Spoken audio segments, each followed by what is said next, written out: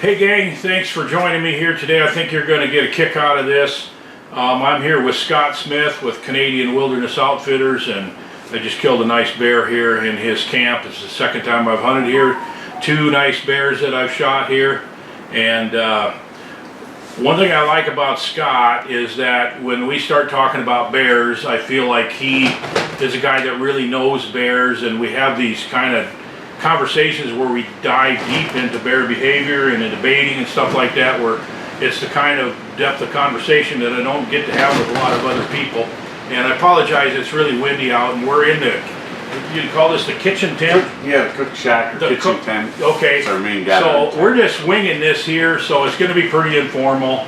But there's been many times when I've been talking to Scott about bear behavior and baiting and different things, and I thought, geez, the people that watch my YouTube channel would eat this stuff up. So I thought I talked Scott into just sitting down with me and doing it. We're going to do two videos here. The first one's going to be basically about bear biology, behavior type things, and also about the rut and breeding and you know, male bears killing cubs and things like that. And then the second video we're going to do will be more on the aspects of the baiting strategies and things like being consistent, types of bait and things like that. So I think you're going to really enjoy this. But let's start out here, first of all, just talking about a little bit about bear biology. And because you run a lot of spring hunts, you understand the rut better than most people. And just kind of walk us through the actual process, I guess, of when the rut occurs and you know what it looks like, I guess. Yeah, like we've been kicking it around talking about the rut with bears as well as many of the hunters that we deal with, and I think there's kind of a misconception about rut in relation to the actual season. Like the time the bears are actually rutting isn't during the spring season, and I know there will be other people, outfitters and people that we talk to that might argue that, but it's actually later. It's after the season. There is rut activity that we see all through the month of May into the month of June when we're hunting. But I think it's really important to point out that it's more of a pre-rut activity situation, and the animals are doing things in that way.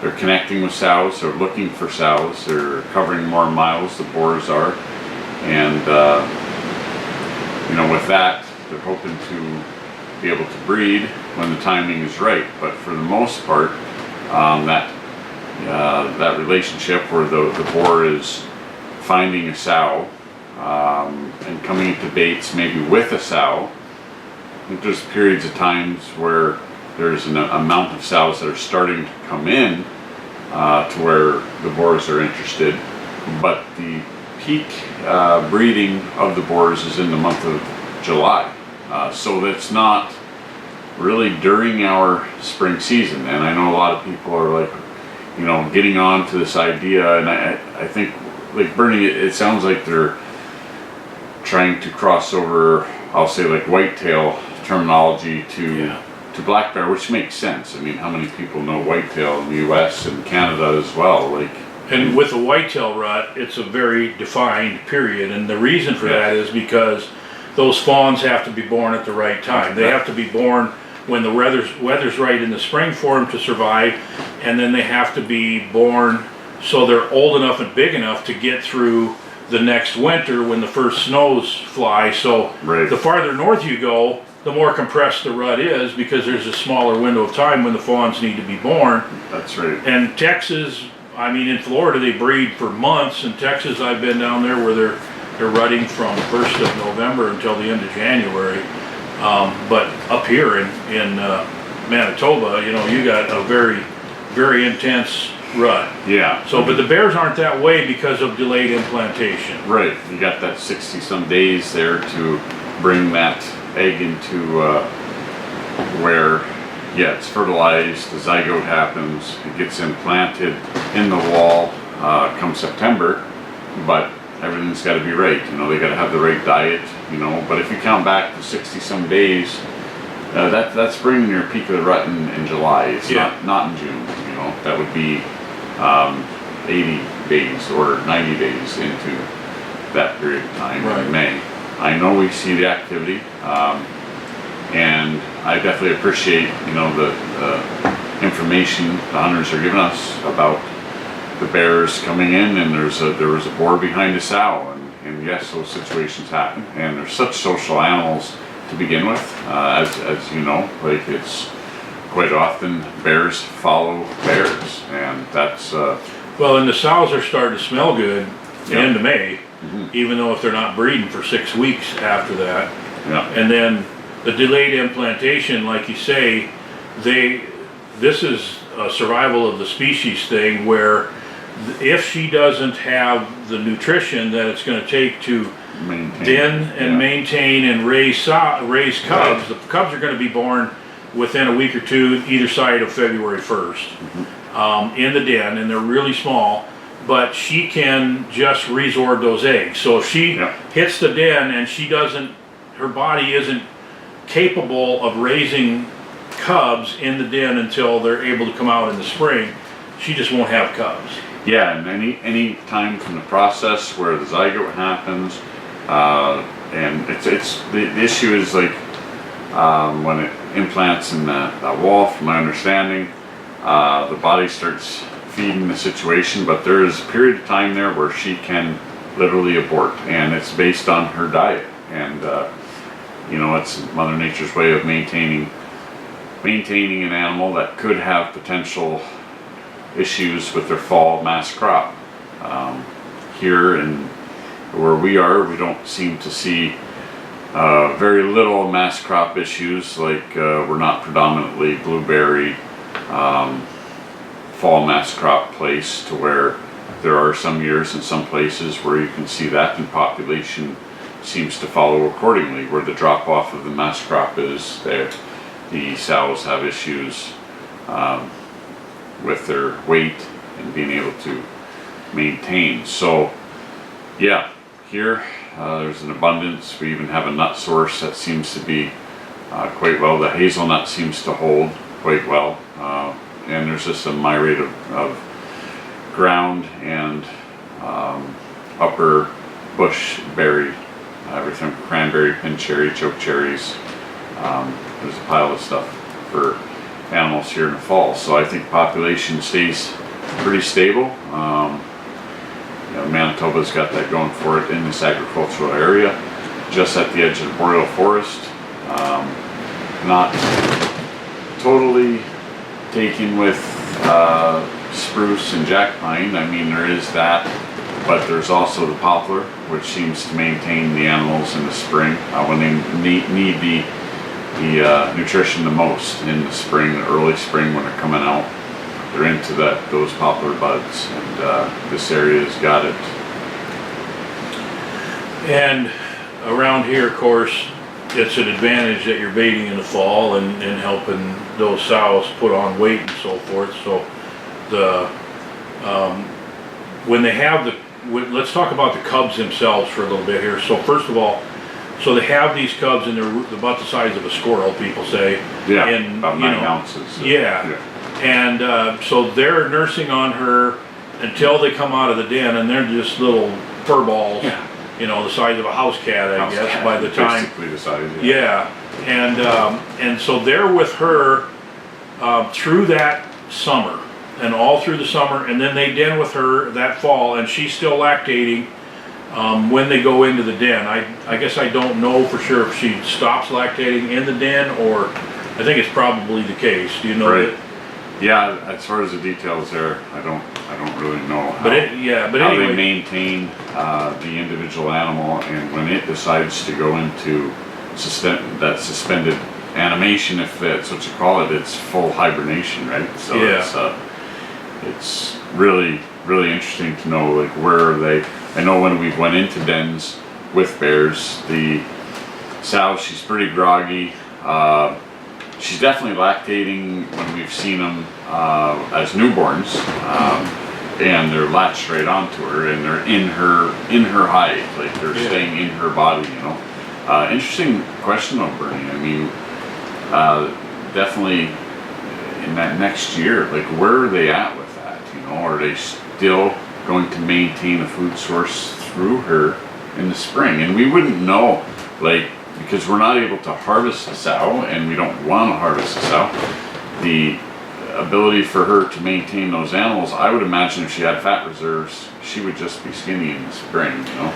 Well, and from what I understand, and we should probably talk to a professional biologist Yes. to get a real handle on this, but from what I understand, at least when they come out in the spring, she's no longer lactating. So when, I don't know when it stops or what, if Right. it stops when she goes into hibernation and, Yeah, and the good cubs, point. but when they come out, of course, now these cubs are, you know, they're 40, 50 pounds and Yeah. they're gonna be with her until she comes into heat.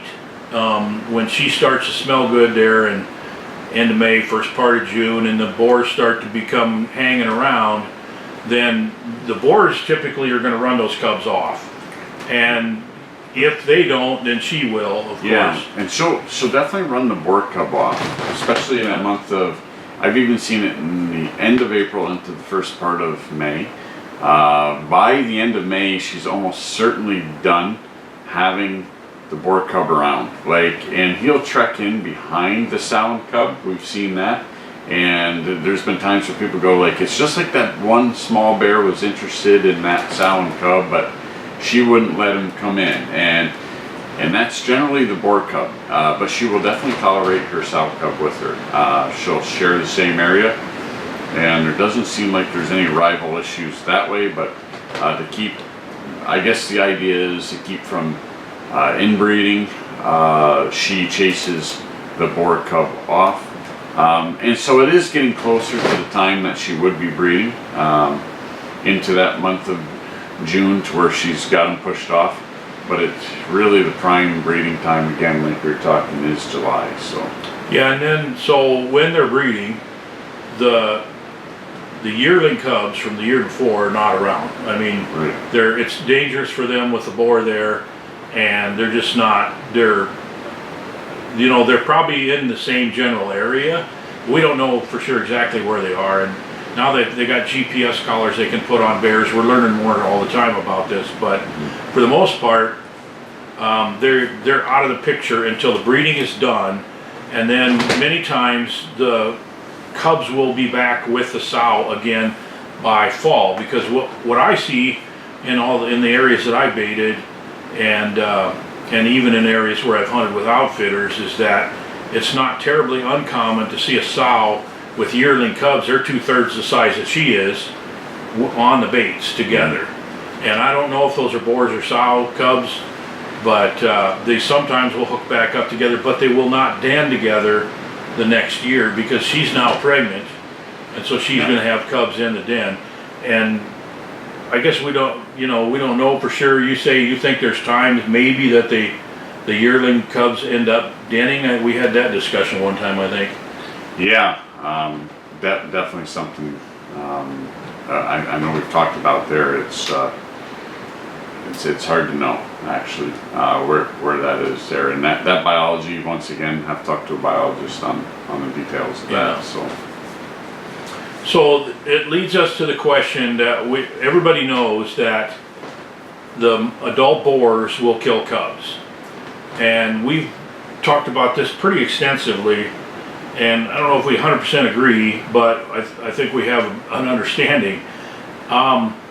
So for the boars, what is the purpose of boars killing cubs? That's what we've talked about. Really interesting. You brought that up, and there's a lot of being said that the boar, his intention is to kill the cubs to bring the sow into heat. Okay, but like you brought up a really good point. It's like if that's really his prime objective, and I really don't think it is. I mean, especially when there are cubs getting killed in a situation to where the food source is probably fairly decent. I mean, that's what I'm going to start keeping more of an eye on. Is it more about killing the cubs for a food source because it's an opportunistic thing, I'm thinking I'm leaning towards that more. You brought up that point about the cubs. Like, why would he go off and kill the cubs if maybe it was his batch of cubs to begin with? Yeah, You know? and to back up a little bit, because a lot of people will say, okay, the intent is for the boar to kill the cubs so he can breed the sow. She'll come back into heat. Well, we don't know how long it takes her to come back into heat, first of all. Right. Secondly, Yeah. we do know that she won't come into heat as long as she's lactating. So if she has 2 or 3 cubs, it's not going to do him any good to kill a cub. He's got to kill them all. Oh, there you go. He would have to kill all the cubs, otherwise she's still Lactating. So, and you know, 2 or 3 is the normal number. In Minnesota, the DNR tells me that it's 2.7 is the average.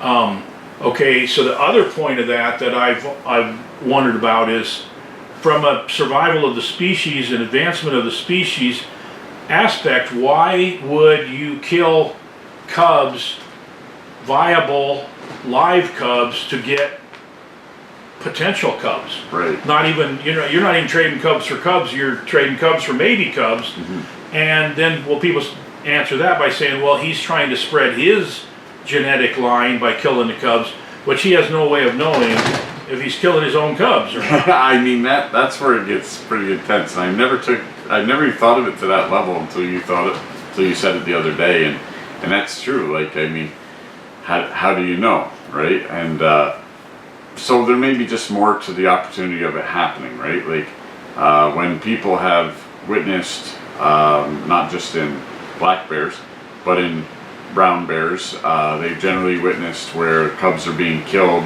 as the sow and cubs are feeding somewhere. The boar happens upon the unit and decides, to make a kill.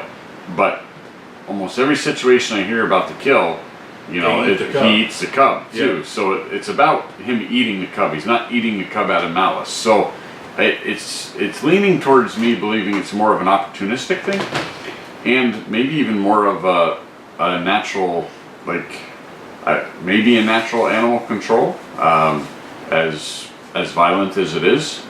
So it's good. And let's face it, bears, they're not efficient predators.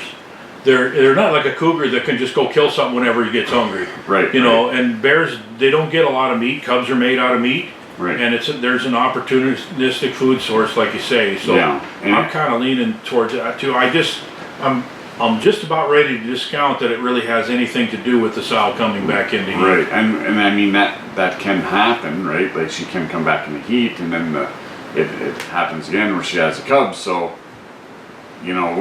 what's actually being gained except he's getting an easy meal? Like, that's that's what it leans towards, But I'm definitely open to any of the information, and if you have any guys that comment that have any knowledge to that whatsoever, that's great. It'd be interesting to hear. I hope people will leave comments if they have anecdotal comments or things that they've observed, because it's a fascinating topic that we would love to know more about. And then, another thing, and going back to the breeding just a little bit before we close this part of the video here. So I've seen boars and sows together that were acting like they were, like he's right on her tail. She comes in out of a bait in the fall, in August and September. Okay. So is that a young sow that is coming into heat late, or is there something that happened, or did she lose her cubs and now a few months later, and they could have a viable breeding that would produce cubs at that time, because the egg would implant in the uterus when she goes in the den, and then she could have the cubs in the den. So it seems to me like they could breed in 1st of September and still have cubs in the den, and probably they would be viable. But I guess, absolutely, if she could come into heat. Now, that'd be the question. Like, I personally haven't observed that to where there's that following, that it would be a relationship outside of a family unit that way. But why couldn't it happen, right? So I'm thinking, just like, and once again, making the correlation between whitetail, because that's basically the animal that there's so much biology work had been done on.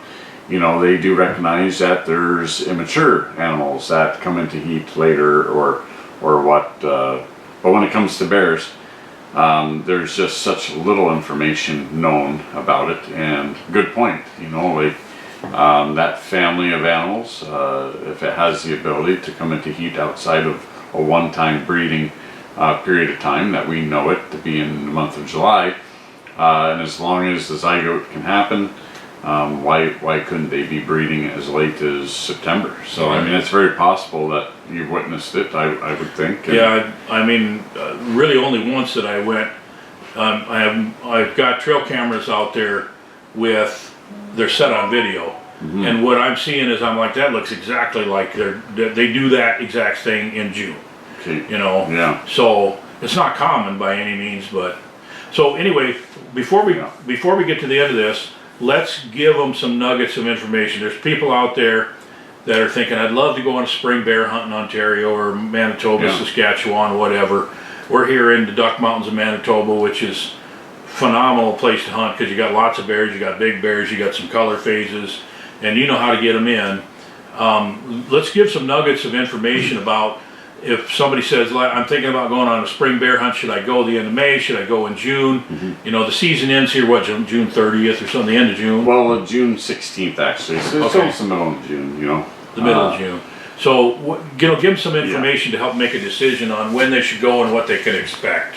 Well, absolutely. I know most of the time talking to hunters, we're here in Manitoba, we're looking to offer hunts anytime in the middle of May and through June. We pick those months ourselves, just trying to stay out of the snowfall that can happen, those late snowfalls.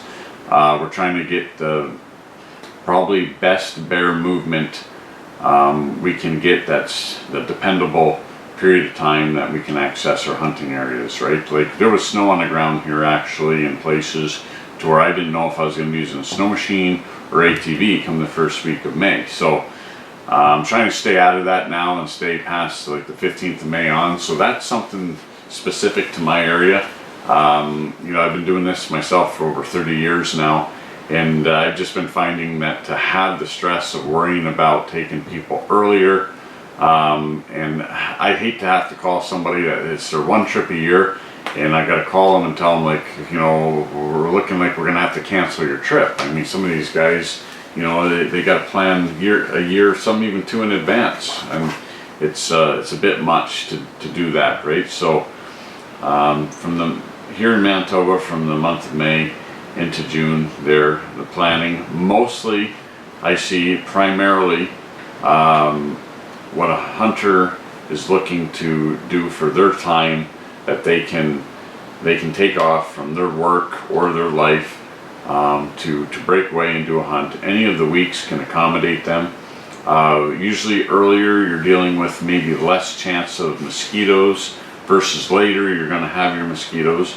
Probably not as bad as some of the other provinces to the east. I've had horrible mosquitoes and black flies race a hunt in the east. Here they're not as bad that way. We got our fill of ticks though, so you got to use the permethrin. I know this week I've had quite a few ticks. So the ticks are wood ticks, you know, so it's good to use the spray for that. They're probably the negative stewards of the land anyway, keeping us out of the bush, right? But you don't have any turkeys to eat them. Yeah, we don't have any turkeys to eat them up here, that's for sure. We got a pile of bears. Every week can yield about any animal a person would want to achieve, as far as a mature animal, maybe a color phase. So, you know, picking one week over another usually does deter. Like, it's usually based primarily on what time a person can take off of their schedule. You know, the month of May it is hard for a lot of people. I mean, there's graduations, seems like there's spring weddings, there's stuff there, but spring bear hunting, I mean, definitely doesn't seem to have the competition that the fall hunting does for people to enjoy a bear hunt, right? Like your springtime, maybe in some of the Midwestern states there, you have your spring turkey hunting, but there's not as much stuff going on in the spring, and it's really, it's really the blast that I look forward to, facilitating the outfitting in the spring. I mean, my mind is solely on that versus other hunting opportunities that I take place in the fall, where we do the moose hunting or the bear hunting in the fall as well. I never give that up. I love that fall bear hunting. It's fun too. Quite a unique place here for fall bear hunting because we don't have the mass crop issues that we do, as long as we stay in the month of September and the end of August actually. But for spring bear hunting, what we offer here is a mid-May to mid-June situation. And if a person really is looking for a big bear and a big adult male, and he's what are your odds? Are they better? Because some of these males are just cruising and they'll go through a bait site looking for females. They won't even stop and eat. Yeah. I mean, is that better at that time to have a chance to shoot one of those that are just moving through? Yeah, so like as far as timing goes, we've seen where it can happen any week to hunt and to shoot a mature animal, right? There is more hours of daylight later, and sometimes later offers that. People get worried about hide quality, which I understand, but generally on your mature animals, the hide quality seems to be maintained more. I compare it to like a Labrador, right? Like the young lab in that first year or two, where the hide is just like shedding like crazy, and a lot of that can be diet too, but for the most part, as they mature, it seems to be more of a regular thing, right? Like it's not like that sudden flash of just hair all over the place, right? That young lad puppy hair, right? So you'll have more chance of having shedding or rubbing with younger bears. And that's the thing. Like honestly, you see a young bear, and he's a little bit rubbed earlier. He's just going to be a lot rubbed later, right? Yeah. So in all reality, a rubbed bear is a rubbed bear. So, and rubbing, meaning the underfur as well as guard hairs may be missing on the animals. And hide quality is something that we see on these animals that really, for us, it's a visual way of seeing that these animals are healthy, right? Like the first thing you do is you look at the quality of the hide of the animal. And with that being said, most of the people that are looking to acquire bear meat are also looking to get a hide for maybe a rug or some type of mount. So it is important to keep in mind, the later you go, there will be more animals that'll have rubbing, but the little bit more daylight sometimes may offer that later. Well, we've seen it this week. We had mature animals seen to be shot, and we also had some creeping that last few minutes, and it was just too dark to shoot. You had that situation on one of your baits there. And it's going, I mean, we're gaining about 2 hours or 2 minutes of daylight every evening right now. Yeah. So, you get into June, because it's the middle of this, May 19th right now. Right. You get into the middle of June and you got another 40 minutes of daylight, so. Yeah, we're primarily evening hunting, and you wake up in the morning, it's light at 5 o'clock in the morning. The evening light can bring us to 10:30 to 11:15 at night. It's definitely getting later, and so sometimes it's 6, half dozen the other on if it's better to hunt earlier or later. I've had some guys feel that, well, if I come up there earlier or on the first week, am I going to get a better shake at getting a bear before they're all gone mentality? Yeah, and they're not going to be all gone, I can tell you that. No, there's a lot of bears. And I get it. Like, I mean, some people would pick a specific period of time, like the peak of the rut for whitetail again, and I get it where that thought process is. So I really think it's up to me as the outfitter or guide to open the lines of communication up to people, see what they're looking for an animal, and then see if we can direct them into a week that would work best for them. I mean, we do as guides want people to be happy primarily, and with that being said, the best way is to open the lines of communication up, hear what people are looking for, and we can go from there. All right, well, thank you, Scott. This is video number 1 and video number 2, where you mentioned we primarily hunt evenings. We're going to do a second video. We're going to talk about the hunting, the strategies, the baiting, consistency, types of baits and things like that. And we'll address the issue of morning hunting. It's something that people ask about a lot. So anyway, thanks for watching. If you're not a subscriber, please do. You're going to miss some of these videos if you don't. And we're going to go ahead and film the second video right now, but then we're going to put it up in a day or two. So thanks for watching. We'll see you on the next video.